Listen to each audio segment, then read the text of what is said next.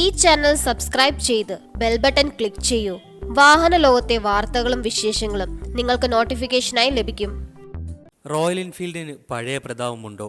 ഇല്ലെന്ന് പറയും ഈ 5 കാരണങ്ങൾ. റോയൽ എൻഫീൽഡ് ബുള്ളറ്റുകളെ തട്ടി നടക്കാൻ പറ്റാത്ത അവസ്ഥയിലാണ് ഇന്ന് നിരത്തിൽ.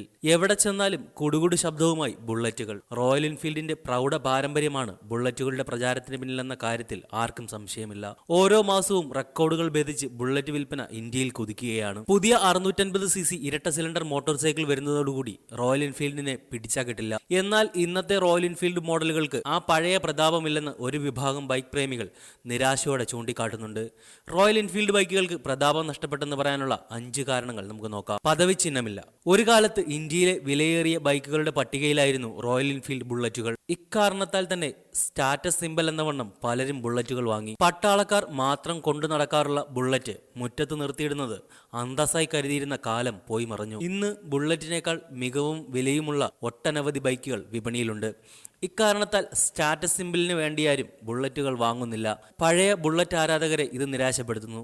ഇതേസമയം ഇടത്തരക്കാരന്റെ വാഹനമായി ബുള്ളറ്റിനെ വിപണിയിൽ കൊണ്ടുവരാനാണ് റോയൽ എൻഫീൽഡും താല്പര്യപ്പെടുന്നത്. പതിവ് മുഖമായി മാറി. ഇന്ത്യയിൽ റോയൽ എൻഫീൽഡ് ബുള്ളറ്റുകൾക്ക് ക്രമാതീതമായാണ് പ്രചാരം. ഓരോ മാസവും വിൽപ്പന കുതിച്ചുയരുന്നു. നിരത്തിൽ പുതിയതായി ഇറങ്ങുന്ന ബുള്ളറ്റുകൾക്ക് ഇന്നും കയ്യും കണക്കുമില്ല.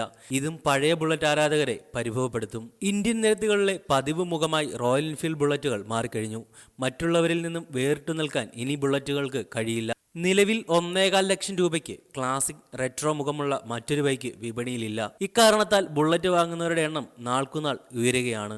മാത്രമല്ല, മോഡലുകളുടെ വിശ്വസ്തതയും നിലവാരവും കമ്പനി മെച്ചപ്പെടുത്തിയതോടുകൂടി പുതുതലമുറ ഒന്നടങ്കം ബുള്ളറ്റ് വാങ്ങാൻ താല്പര്യപ്പെടുന്നു. പ്രൗഢി നഷ്ടപ്പെട്ടു. ഇതൊന്നും നിനക്ക് ഓടിക്കാൻ പറ്റില്ല, ഗിയർ വലത് സൈഡിലാണ്, ഓടിക്കാൻ കഷ്ടപ്പെടും. റോയൽ എൻഫീൽഡിന് കാലങ്ങളാൽ ലഭിച്ച മുഖവുരയാണിത്. എന്നാൽ കാലം മാറി. ബുള്ളറ്റിന്റെ ഗിയർ ഇടതും ബ്രേക്ക് വലതുമായി കമ്പനി നിജപ്പെടുത്തി. റോയൽ എൻഫീൽഡിന്റെ ആ പഴയ പ്രൗഢി നഷ്ടപ്പെടാൻ ഇതിൽ കൂടുതൽ എന്ത് വേണം? നിരാശയോടെ പഴയ ആരാധകർ ചോദിക്കുന്നു. കഴിഞ്ഞില്ല. കോണ്ടാക്ട് ബ്രേക്കർ പോയിന്റുകൾ ഇന്നത്തെ റോയൽ എൻഫീൽഡ് ബുള്ളറ്റുകൾക്കില്ല. പകരം കൂടുതൽ ആധുനികമായ ട്രാൻസിസ്റ്റർ കോയിൻ ഇഞ്ചക്ഷൻ സംവിധാനമാണ് മോഡലുകളിൽ കമ്പനി നൽകുന്നത്.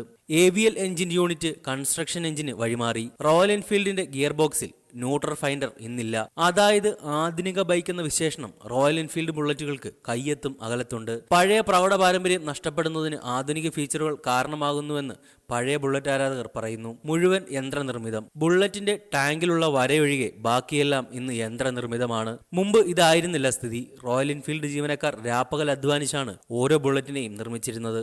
യന്ത്രങ്ങളുടെ ഇടപെടൽ പേരിന് മാത്രം. പഴയ ബുള്ളറ്റുകൾ അടിക്കടി ബ്രേക്ക് ഡൗൺ ആകാനുള്ള കാരണവും ഇതുതന്നെയായിരുന്നു. മദ്രാസ് മോട്ടോഴ്സിൽ നിന്നും സിദ്ധാർത്ഥ് ലാൽ റോയൽ എൻഫീൽഡ് ഏറ്റെടുത്തതിന് തൊട്ടു പിന്നാലെ നിർമ്മാണശാല മുഴുവൻ യന്ത്രവൽകൃതമായി. ഇതോടെ റോയൽ എൻഫീൽഡ് മോഡലുകളുടെ വിശ്വസ്തത ഉയർന്നു, പ്രശ്നങ്ങൾ കുറഞ്ഞു. റോയൽ എൻഫീൽഡ് ബുള്ളറ്റുകൾക്ക് ഇന്ത്യയിൽ പ്രചാരം കൂടാനുള്ള നിർണായക നടപടിയായി ഇത് മാറി. ദീർഘദൂര യാത്രകൾക്ക് ബൈക്കുകൾ ഒത്തിരി. 200cc ബൈക്കുകൾ ആധുനിക പരിവേഷത്തിൽ വന്നതുവരെ ദീർഘദൂര യാത്രകൾ ബുള്ളറ്റ് മാത്രമായിരുന്നു വാഹനപ്രേമികളുടെ ഏക ആശ്രയം. എന്നാൽ ഇന്ന് കഥ മാറി. പ്രകടനക്ഷമതയുടെ കാര്യത്തിൽ 200cc ഡൂക്ക് പോലും ബുള്ളറ്റ് 500നെ കടത്തിവെട്ടും. 150 കിലോമീറ്റർ വേഗത്തിന് മേലെ കുതിക്കുമ്പോൾ കരുത്തൻ ബുള്ളറ്റുകൾ കിതയ്ക്കുന്നത് പലകുറി വിപണി സാക്ഷ്യം വഹിച്ചു. ഇന്നത്തെ സാഹചര്യത്തിൽ 350cc ബുള്ളറ്റിനെ കമ്പ്യൂട്ടർ ബൈക്കായി പരിഗണിച്ചാൽ മതിയെന്നാണ് പഴയ ബുള്ളറ്റ് ആരാധകർ പറയുന്നത്.